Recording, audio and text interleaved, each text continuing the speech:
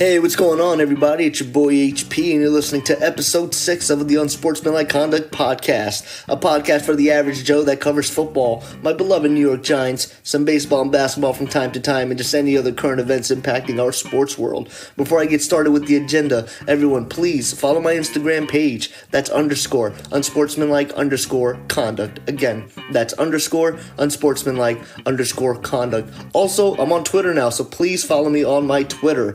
That's _unsportsman. Again, that's _unsportsman. Also, I just created a new logo, so go check out that logo. I posted it on my Instagram page. It's also the avatar for my Twitter page. Please comment on it. Please let me know your feedback. I'm so excited about the logo, so please drop your comments for it. The agenda for today, I'm going to be giving a team-by-team analysis for the NFC East Division, and then with that analysis, I'm going to be giving a summary of every team's off-season moves, including the NFL draft picks and where I think their strengths and weaknesses are, and then capping that off with a power ranking for the NFC East Division. Let's get started, folks. So the NFC East, for those of you who don't know, the New York Giants play in the NFC East Division. That includes the Dallas Cowboys, the Philadelphia Eagles, and the Washington Redskins. This is a very, very tough division, and it's always been competitive. I feel like every single year there has never been a clear-cut team where everyone can sort of predict and say that's the team that's going to come out of the division. Every single year, maybe with the exception of this coming season in the last year or two, every other year before then, it's always been up in the air. It's always been a toss-up, right? Some years the Giants look good heading into the preseason, or the Redskins, or the Eagles, or the Cowboys. There's never, ever been a clear-cut dominant team every year that sort of just washes over the NFC East division. Unlike sort of the AFC East, for example, where, the New England Patriots have been that dominant team, that dominant force in that division for over a decade.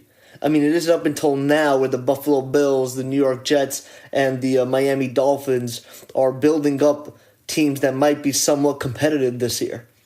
And, don't get me wrong, the New York Jets had a small window, a couple of years where they were very competitive and gave the Patriots a good run for their money during that Rex Ryan tenure. But besides that, I mean, it's their seasons have been very, very forgettable. The Buffalo Bills have been very forgettable, and the Miami Dolphins have been pretty forgettable. But the NFC East has always been such a competitive division. And the most toughest thing about the division is, the Washington Redskins, for example, could have a bad year.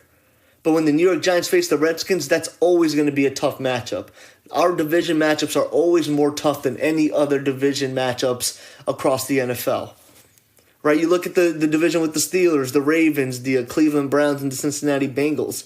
Every year, it's usually a toss-up between the Steelers and the Baltimore Ravens, right? The Bengals are just so inconsistent. There's so much inconsistency with Andy Dalton. They're always suffering some sort of injuries, and they're not always there from a sort of competitive standpoint the way the Steelers and the Ravens are every year in and year out. And as we all know, the Cleveland Browns have been a dumpster fire team for so long. It wasn't up until last year where they started to actually get competitive.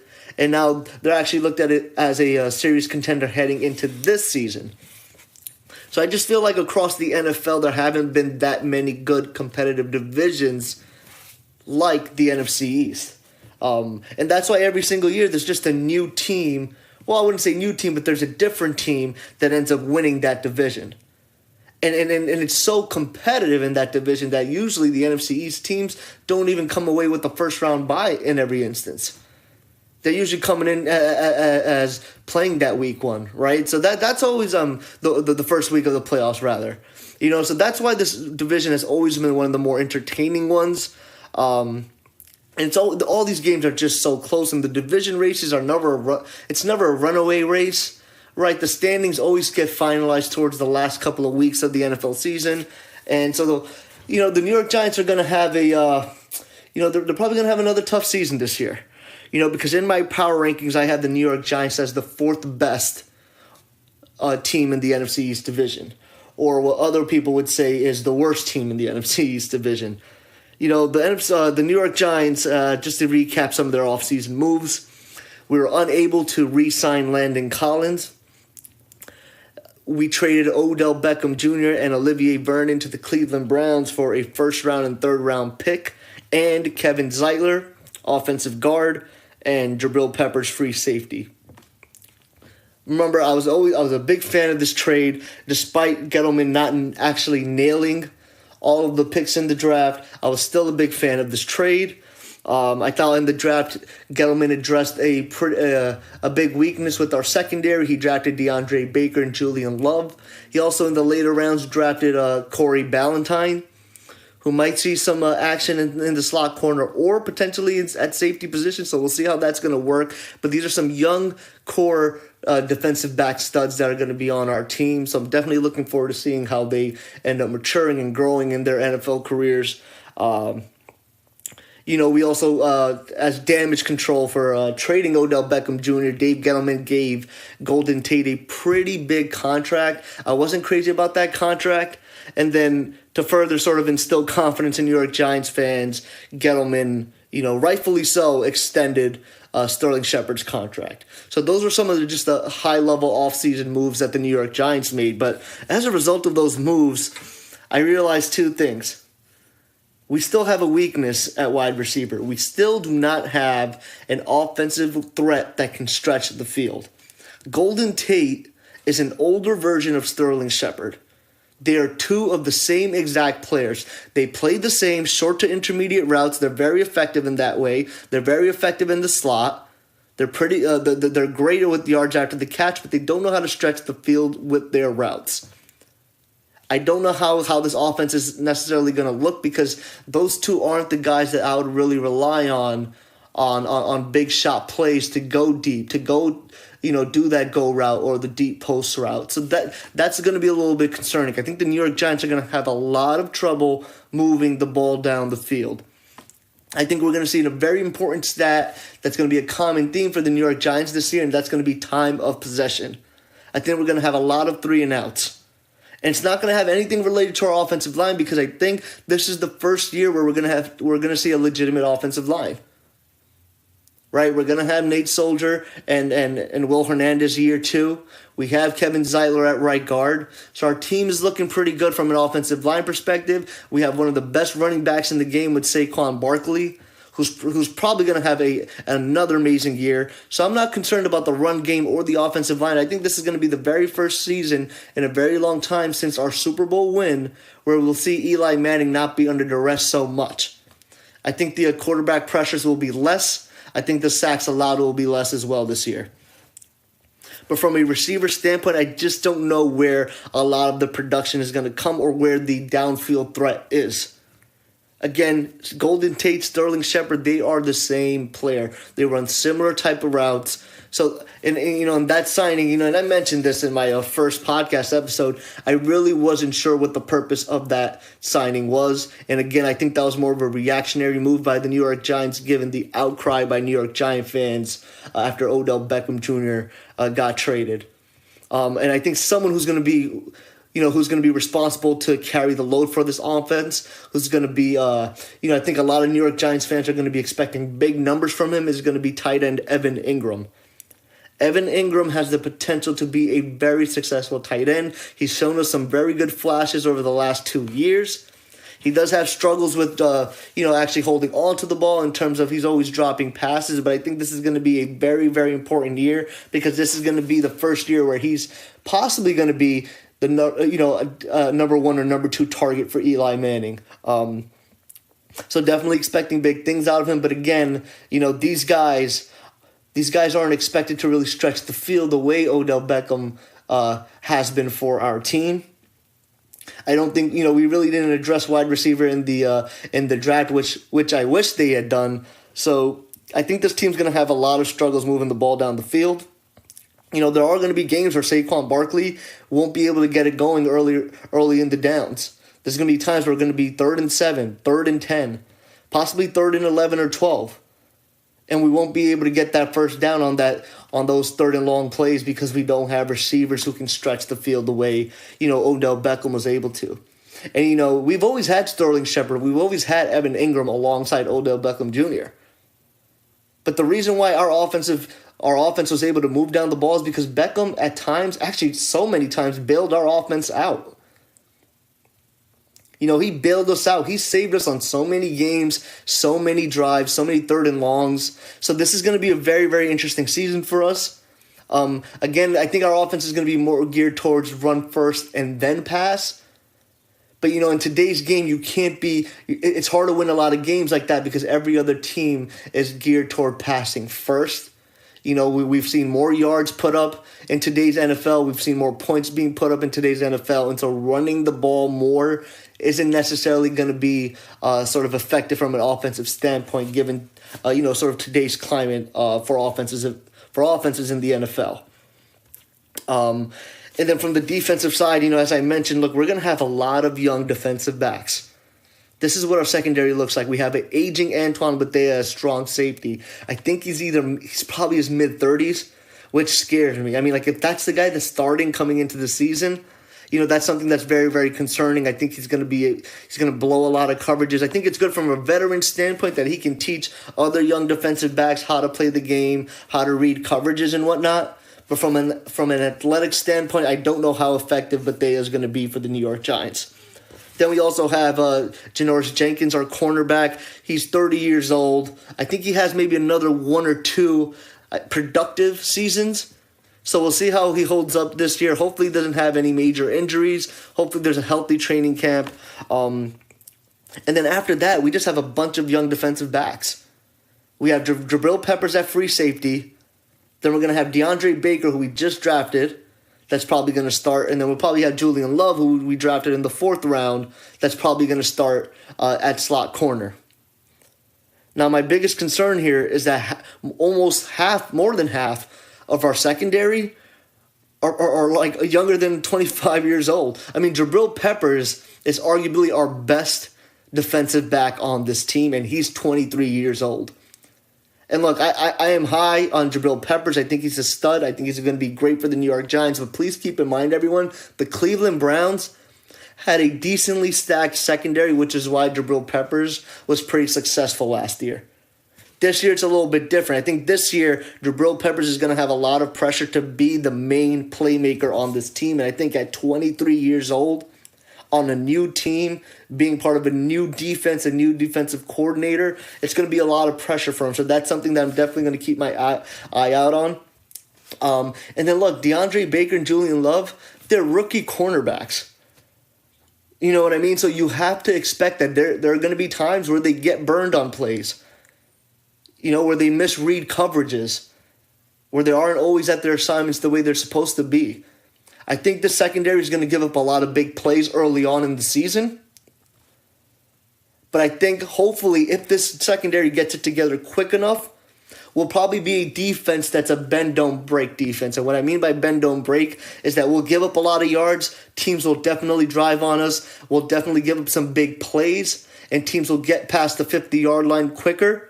But I think once we get closer to the red zone, our secondary will be able to make some key stops and force teams to kick field goals rather than putting up so many touchdowns. Again, this is really reliant on that secondary coming together, and there's going to be a lot of pressure on those young guys, Julian Love, DeAndre Baker, and Jabril Peppers, to be on their A game every single Sunday. Those guys are going to be forced to gel together very, very quickly. Because if not, then that secondary is going to get ripped apart. So that's something definitely to look out for. And then, Dave Gettleman failed to address one of the biggest weaknesses on our defense, which was pass rusher.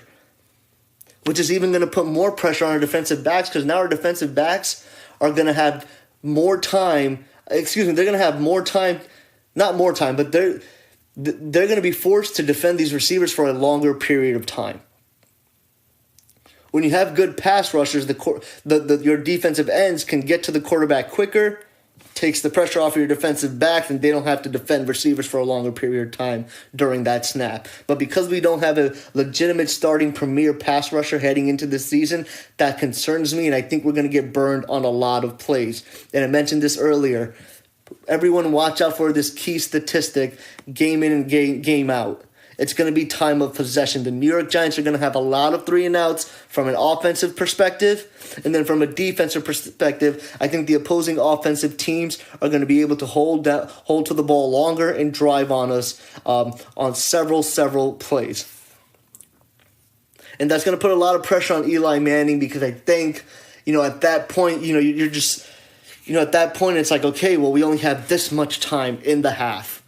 Hopefully we can drive down the ball. Maybe Eli Manning may be forced to even throw the ball down the field. But again, we don't have the weapons to do that. We don't have the personnel to do that. So this is going to be a very interesting season. Overall, I think the New York Giants are going to be a competitive team, because there's a little bit of pieces here or there that are going to help us remain competitive from both an offense and a defense perspective. But I still think there are holes on this New York Giants team. I don't think this New York Giants team is complete. I still think we're in a rebuilding / competitive mode, but I don't think this New York Giants team can make it to the playoffs this year. And so with that said, I think, the New York Giants are probably, the New York Giants, I give their floor 6 wins. At their worst, they're probably a 6-10 team, and then at their best, they're probably 8-8 team. And later, as we get closer to the season, I do want to give a sort of week-by-week, game-by-game prediction. I won't do that. I won't necessarily do that now, but I do think that the New York Giants at worst are a 6-win team, and then at their best, they're an 8-8 team. I think this New York Giants team is an average team that's going to put up a lot of good fights. I think they'll be in some pretty close games for the most part, but then, I think they're just going to have trouble getting key stops late in games, because we're going to have a very young secondary out there, and we don't have a pass rusher. We don't have a front seven that can get to the quarterback. Look, I like my linebackers, but I don't know. I don't think our outside linebackers are primed to get to the quarterback in that 3-4 team structure. I do think with the addition of Dexter Lawrence, I think we'll be more effective in the run game. When we traded away Snacks Harrison last year, midseason last year to the Detroit Lions, our run defense digressed. It dropped. It declined. They were running through the tackles. Excuse me, not the tackles. They were running in between the guards, man. We weren't even getting beat on sweep plays. It was in between the linemen. But I think with the addition of Dexter Lawrence, that clogs up the holes a little bit. So I think we'll be a little bit more effective on the run defense. And maybe that might help us out, because maybe it may force teams to pass a bit more, make them a little bit more one-dimensional. So that may help us out. So we'll see how that goes. It's obviously a wait-and-see moment for all New York Giants fans. I hope New York Giants fans aren't upset at me for having such low expectations for them, but this is probably the first season in a very long time where I don't think we're going to make it to the playoffs. A lot of my close friends, some people that I've worked with in the past, if they're listening to this, they'll agree with me. Every single offseason I've said, I think the New York Giants are going to make it to the playoffs. And this is despite having a good offensive line, because I always thought, well, the New York Giants always remained somewhat competitive without giving Eli Manning an offensive line.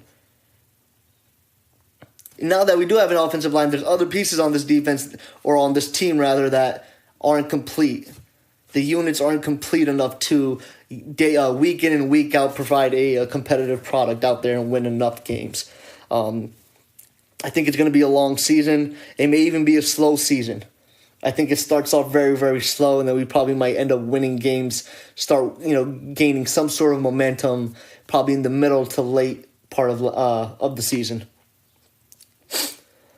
And then with the third ranking of the NFC East, the third best team in the NFC East, I have to give it to the Washington Redskins. The Washington Redskins, the only reason why I don't have the Washington Redskins as probably the number 2 best team in the NFC East division is because of their offense. So as everyone knows, the New York Giants didn't re-sign Landon Collins, but the Redskins picked up Landon Collins. Landon Collins is a stud. He's always been the best player on the New York Giants when he played for them. He's going to do some amazing things for the Washington Redskins. I thought that was the most perfect signing for the Redskins this offseason, given that they were pretty slim in the secondary. I still think they are. I think that's their biggest weakness on their defense, but I'm going to explain why that while the secondary is their biggest weakness, it's not a big concern for them or myself, just like as I'm analyzing this team. But yeah, I have them as a third best team. And the reason why I don't have them as a second best team in the NFC East division is because I'm very iffy on their offense. You know, they traded some peanuts for Case Keenum. I think Case Keenum's going to start a couple of games in the season, and then if the team isn't doing that well, they'll probably throw in Dwayne Haskins in there. And I just want to tell all Redskins fans, I wouldn't worry about whether Dwayne Haskins can ball or not. We've seen over the last couple of years, this NFL is changing. These rookie quarterbacks are learning how to play ball. They're picking up NFL offenses quickly. They're able to read defenses more quickly. It is way, way more different than it was, earlier when I started watching football 10, 12, 13 years ago. These rookies are coming in out immediately, making immediate impacts, having great games. Teams are able to quickly identify that, yes, this quarterback is working out. This quarterback's going to be the cornerstone of our offense. So for Redskins fans wondering, how their quarterback situation will play out, if Dwayne Haskins does jump in at any point of the season, I think he's going to be effective straight out the gate. Maybe he may not have the greatest first game or so, but I think he's going to do just fine because, we're seeing it now, man. We've seen it with the quarterback class last year. We're seeing it with Deshaun Watson. You can even make the argument like Marcus Mariota, Jameis Winston, they were drafted a couple of years ago. I get that they're not top 10 quarterbacks, but they're competent enough quarterbacks. Maybe not Jameis Winston. Jameis Winston has his, his accuracy and decision-making issues. And I think for the most part, Marcus Mariota is a good quarterback, but he just has, injury issues all the time. And I never thought the Tennessee Titans really gave him a good enough chance with enough offensive weapons. Delaney Walker's obviously a great tight end, but Corey Davis, to me, your best wide receiver option shouldn't be a burner. And that's what, to me, Corey Davis essentially is. So I think, with the addition of A.J. Brown, we may even end up seeing Marcus Mariota have a good bounce-back season. But that's besides the point. I want to go back to the Washington Redskins. The Washington Redskins, their offense is just a little iffy, and I think they're going to have a lot of trouble scoring points this season. There's a big question mark with their backfield and running backs. They still have Adrian Peterson, who's a year older now. He's not fast and explosive as he once was. And I think there's still a big question mark on Darius Geis. Correct me if I'm wrong, but I don't think Darius Geis is clear to play yet. I don't know if he's geared towards heading into training camp or not. I think there's still a question mark on it. I could be wrong, but I still think he's recovering from the injury. And then they have Chris Thompson, Chris Thompson's your typical RB2, RB3. He's your second, third string running back. So they don't have a legitimate lead back right now who can get 15 to 20 carries a game. Again, I like Darius Geis, but I don't know what his injury situation looks like right now. So that's a big concern for me and should be for the Washington Redskins. Also at wide receiver, who are they going to throw the ball to? I mean, look, they don't even want to extend Josh Doctson. I think I read the other day that they don't want to extend him. They don't want to exercise his fifth-year option. And then they have Jordan Reed. But for me, personally, from an offensive perspective, I think tight ends are very, very important in a team's offense, but they shouldn't be your best receiving option. And let's be honest, Jordan Reed hasn't had a good year in probably the last 2 to 3 years. He hasn't been that tight end threat that he once was when he first started his career with the Washington Redskins. So I think receiving options are going to be a big question mark for the Washington Redskins. They did just draft a rookie wide receiver out of Ohio State, Terry McLaurin, who's supposed to be a really good receiver. He's pretty fast, they say. A lot of people are pretty excited for him. I was talking to a lot of people, on Instagram, just exchanging comments and messages, and people are really high on Terry McLaurin. And I think overall, a lot of Redskins fans think that they've done really, really well in this year's draft. But again, he's a rookie wide receiver. If that's your best guy, if that's the guy you're relying on coming into this season to make plays for you, I mean, that is a big question mark. Right? They have a lot of these second, third string wide receivers. They have Jamison Crowder as well. I mean, they just have a lot of uncertainty at that position that it just makes me wonder, how are they going to move the ball down the field? And I was pretty critical of the offense for the New York Giants, but at least the New York Giants have a top 3 running back in the NFL. At least the New York Giants have Sterling Shepard and Evan Ingram and Golden Tate, which right now is a better receiving group than what the Washington Redskins have. And honestly, right now, I would take Eli Manning over Case Keenum and Dwayne Haskins. So I think from an offensive standpoint, the Redskins aren't going to put up a lot of points. But you know what? Their defense is going to keep them in almost every single game because their front seven is just so stacked with all of these studs. This team is going to be so good from a defensive standpoint. I think they're going to be in a lot of close games this year, in a lot of low-scoring games this year because, for one, they won't be able to put up as many points, but they'll certainly stop teams from putting up points against them.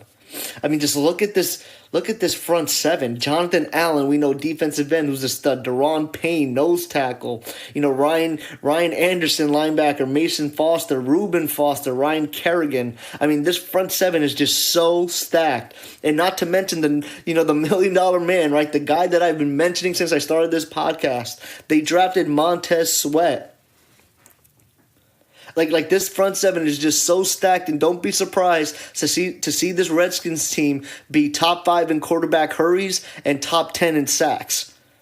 This team is going to stop the run, they're going to stuff the run, and they're going to get to the quarterback very, very quickly.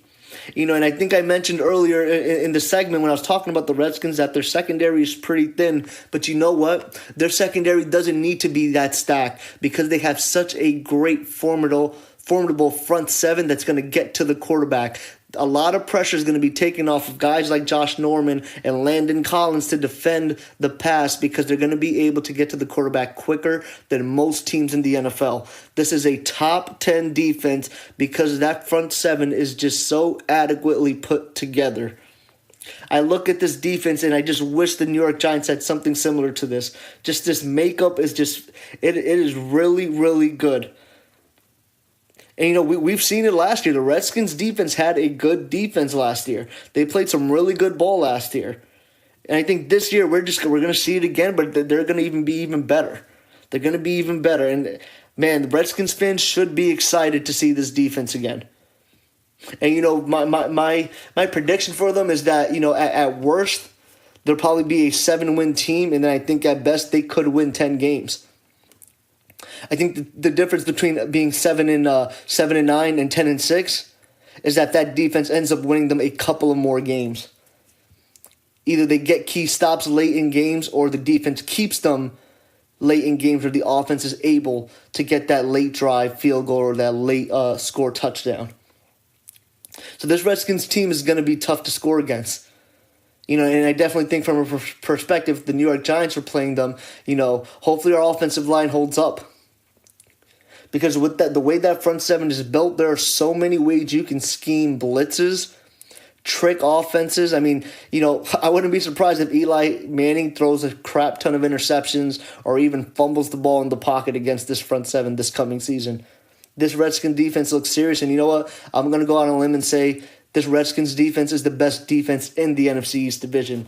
Again, I was just very hesitant to put them as the second best team in this division because I think their offense is going to cause them a lot of trouble. I think they have the worst offense in this division. The reason why the New York Giants are 4th in the division is because I don't think any of their units are complete. I still think there's some holes in each group position on the New York Giants. It was just way too hard for me to say that they're better than the Redskins because this defense, it's potentially a top 5. And then the second-ranked team, the second-best team in the NFC East division is the Philadelphia Eagles. And Howie Roseman, man, he's probably one of the more better general managers that we have in the NFL. Because I feel like every year he just finds a way to continuously make this Philadelphia Eagles team competitive. He always makes the right moves to address the right positions. And I think it's been a couple of years since this team's had a very big weakness that sort of make or breaks whether they can remain competitive or make it to the playoffs. That's why this team has just been really, really good for the last couple of years. Let's go through some of his offseason moves. I think the Eagles had the best offseason in the NFC East division once again because Howie Roseman is he's the man at just like addressing and continually to build this team, doing the right moves, the right transactions to make sure that the Eagles do not stay stale, which I feel like a lot of other teams fall victim to, but the Eagles do not. Right, they addressed they wanted to add some depth to that secondary, so they signed safety Andrew Sandeo. right? They signed Vinny Curry. They re-signed Brandon Graham, who's one of their key pass rushers. When they lost Jordan Hicks, one of their good linebackers, they signed L.J. Fort, who's a pretty effective linebacker for the Pittsburgh Steelers. Then they just recently signed Zach Brown, who was previously on the Redskins. Zach Brown is an effective, productive linebacker, and he's going to do some good things for the Philadelphia Eagles. They also signed Malik Jackson. Right, so they did some really good things for that defense to make sure it's still competitive. I think the defense is getting a little older from a front seven standpoint, or definitely from their defensive line standpoint, because Vinny Curry and Brandon Graham and Malik Jackson, I think they're all either 30 or older, but they're still really good players. They're still productive players. Then Ronald Darby, he was coming off of a grueling ACL injury, so they signed him to a one-year deal. And they didn't even need to, but they figured, Ronald Darby is 25 years old. He's supposedly in his prime at the moment. He was really good cornerback when he's healthy. So you add that with some of the studs that they got in their secondary, like Jalen Mills, Sidney Jones. I mean, this team just looks great right now. It looks like there's no major holes in that team. As we know, the Eagles do have a pretty good offensive line. Jason Peters is almost hitting 40 years old. So you know what they do with one of their draft picks? They get Andre Dillard, because they know this is probably Jason Peters' last year, and so to fill in that void, they got Andre Dillard, who's going to be a great offensive lineman for the Philadelphia Eagles. And then to bolster up that offense, they not only signed Deshaun Jackson, but then they traded peanuts for Jordan Howard. And it all makes sense because Jordan Howard is on his contract year with the Philadelphia Eagles, and they were able to trade late-round picks for him. And what they did to make sure to get some sort of security and insurance for not being able to re-sign Jordan Howard, and they'll also probably lose Wendell Smallwood, who's one of their backup running backs. They end up drafting Miles Sanders, running back from Penn State, in round 2 of the NFL draft.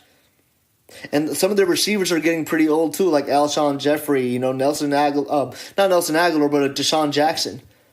They're also hitting their 30s, if not already. So what they do with their other second round pick, they get J.J.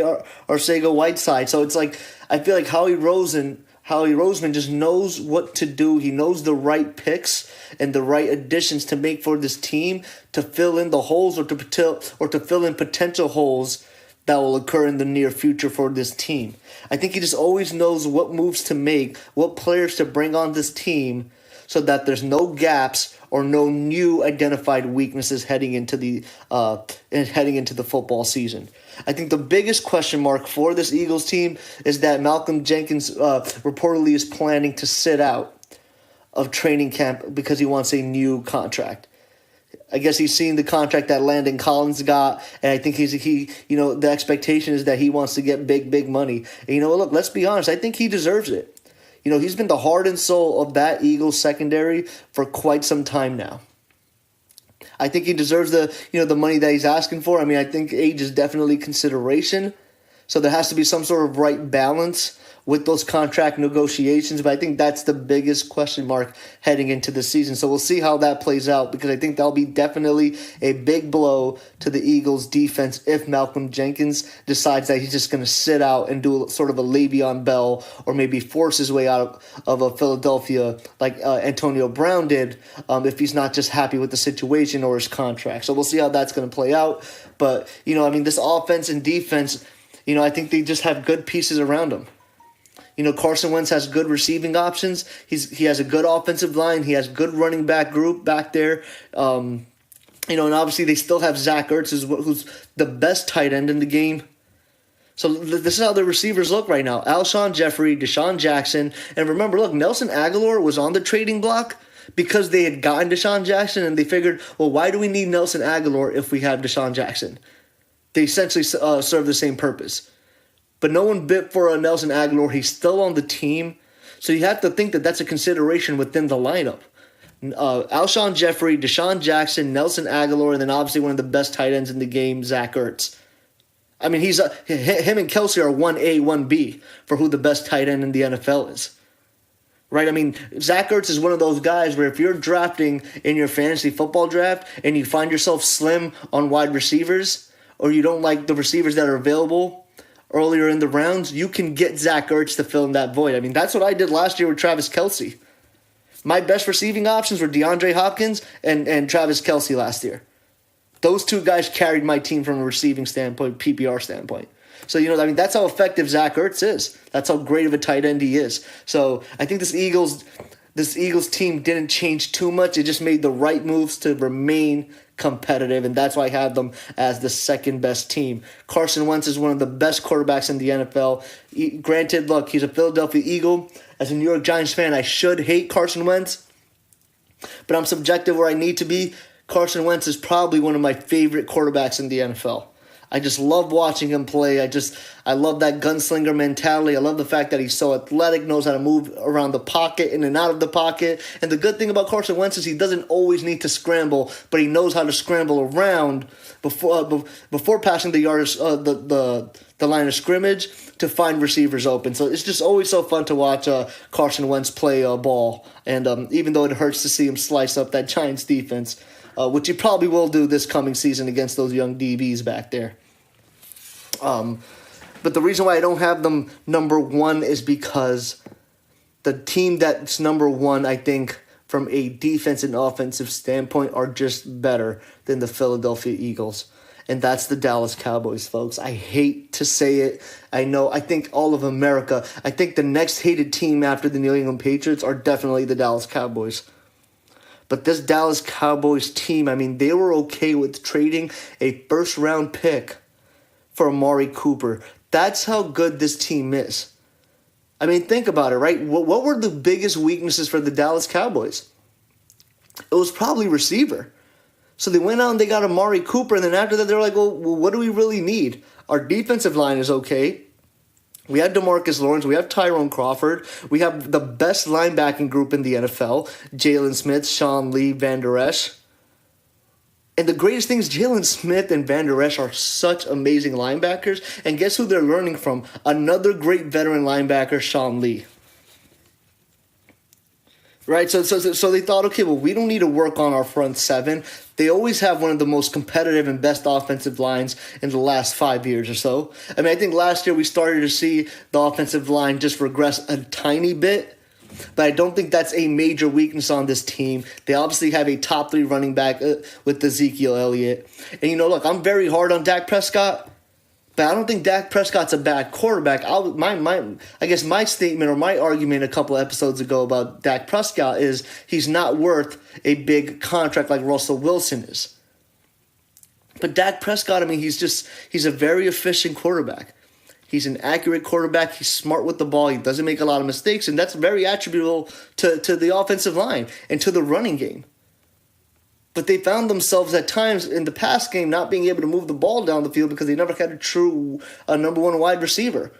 By the time Dak Prescott became the starting quarterback of the Cowboys, that's when Dez Bryant, conveniently enough, was on the decline. They got Amari Cooper. They have Allen Hurns. I think receiver might be still, from a depth standpoint, still a little bit of a weakness, but I don't think it's too much of a big concern. They did, Jason Witten did come out of retirement. I don't know how well he's going to play. He's been a year away from football, and even his last year with the Dallas Cowboys wasn't the most effective and greatest season. But, we'll see how that turns out. And, the Dallas Cowboys, the New York Giants sort of modeled what the Dallas Cowboys did over the last couple of years is they drafted all of these young DBs. They let them play. They let them get exposure. They let them make mistakes and learn. And now, their secondary is looking pretty good too. I mean, they're stacked back there. Chidobe Awuzie, Jeff Heath, Xavier Woods, Byron Jones, Jordan Lewis. I mean, that right there, that whole setup that the Dallas Cowboys had to rebuild that secondary is essentially what I hope turns out and works out for the New York Giants with Jabril Peppers back there, free safety, with DeAndre Baker as our lockdown corner, and then Jordan Lewis, and then Julian Love as our nickel corner or our slot corner. And actually, I wouldn't even mind if they moved him to safety. David Gettleman actually came out saying earlier this week that he thinks Julian Love could be suited for a safety, and we may end up seeing him replace Antoine Bethea later in the season, which I'm all for. We also drafted Corey Ballantyne later in the round. It could have been either in the right after the Julian Love pick. I forgot exactly where we drafted Corey Ballantyne. That's the cornerback that ended up being in that incident where he ended up getting shot. But thankfully, he's okay. His family's okay, and the injury suffered from that isn't too serious. He should be. I think he won't be part of the rookie training camp, but he will be part of the regular training camp. So we definitely have a lot of young guys in the back, in the secondary to play around with, similarly to how the Cowboys rebuilt that secondary. So I think from the front seven standpoint all the way back, they rebuilt this team from the front, starting from their line all the way to the secondary. And it's just a very even, spread out talent-wise team from an offense and defensive standpoint. And that's why it just made so much sense. Like, that's why the Dallas Cowboys didn't have a first-round pick. That's why they're okay with it, because they knew they needed to get a stud wide receiver in to help Dak Prescott move the ball down the field. I mean, think about it. Similarly to the Eagles, I sit back and think, what's a big weakness for the Dallas Cowboys that's going to make or break whether they win games, whether they make it to the playoffs or not? They made a pretty good, decent run. They were very close against the Rams. They were very close to beating the Los Angeles Rams. But it was just a couple of boneheaded plays, a couple of mistakes by Dak Prescott which prevented them from winning that game. But they were very, very close to doing so. This team, I hate to say it, I think they're going to give a run, the Rams and the Saints a run for their money. Look for this team to be one of the top teams in the NFC conference. And don't be surprised to see them make a deeper playoff push. I'm talking about championship round. This Cowboys team is finally a fully developed, built team. And I think they've done a great job there in that organization over the last couple of years. And I think this, they're going to be a very hard team to stop. A full year with Amari Cooper. They have, again, with that offensive line and that defense, this team looks good, and that's why I have them ranked as the best team in the NFC East. And I think this is the first year, or not, well, I wouldn't say the first year, but this is probably the second straight year where we know for a fact the Cowboys and the Eagles are the top two teams of this division, and the Redskins and the New York Giants will be sort of on the bottom half of this division. But don't get me wrong. I think this NFC East team division is still a very competitive division. And I think that, there's going to be some battles between all these teams this year, as it always is. And, with that said, and I forgot to actually do my win-loss sort of projection for the Eagles, too, when I finished that segment. So let me just recap that. For the Eagles, I have their range of, between 10 to 13 wins. And that's the same for the Cowboys. I think whoever ends up winning the division between one of those two will probably get the edge based off of their record within the division. I think their records overall will be very, very close. I have them both winning 10 to 13 wins. So just want to do a recap of all the power rankings. I had the Dallas Cowboys as a number 1. I had the Philadelphia Eagles as number 2. I have Washington Redskins at number 3. And then lastly, and unfortunately, I have the New York Giants as the 4th ranked team in the NFC East division. This is going to be a very good year. It's going to be a very exciting year for football. I'm very, very excited to see what these newcomers on the New York Giants are going to have to show for. We have a lot of new young talent, some personnel changes. Again, look, I don't think the New York Giants are going to be a crappy team. I think we're going to be a very competitive team, but given the youth in our defense, given the fact that we didn't address the pass rusher as a glaring need, given that we don't have a wide receiver that can stretch the field and put pressures on those safeties and defensive backs, I think we're going to be pretty easy to defend from a pass defense perspective. We're going to be very heavily reliant on our run offense, and I think in today's game, it makes it very hard to win that way if you can't slow other opposing offenses down. And we won't be able to do that because we won't have a legitimate defense at this moment. But I think Gettleman still did a decent job in the draft to start rebuilding this defense. And I think within a couple of years, this defense is going to turn out to be something very similar to the model that the Dallas Cowboys built, as I previously mentioned, where they slowly built up the line, they slowly built up that linebacking group, and then they ended up drafting those young DBs and made that team younger. Now that defense is stacked with a bunch of young players that are ready to, dominate for the next 5 to 10 years, and I think that's what Gettleman's doing with us. So I just want to say that before, New York Giant fans leave this podcast episode upset at me and bitter about the fact that I don't have that much trust or faith in my team this coming season. And guys, that about wraps it up. Thanks for tuning in. Thanks for listening. I appreciate it so much. Everyone, please follow my Instagram page. That's _unsportsmanlike _conduct. I'm also on Twitter now, so please follow me. That's _unsportsman. You should be able to find me on Twitter. Also, please, if you're listening to this and you're finished listening to this, you might as well subscribe. So please subscribe to this episode. Drop your comments. Drop your feedback. It's always appreciated. Peace out. The podcast you just heard was made using Anchor. Ever thought about making your own podcast? Anchor makes it really easy for anyone to get started. It's a one-stop shop for recording, hosting, and distributing podcasts. Best of all, it's 100% free. Sign up now at anchor.fm/new. That's anchor.fm/new to get started.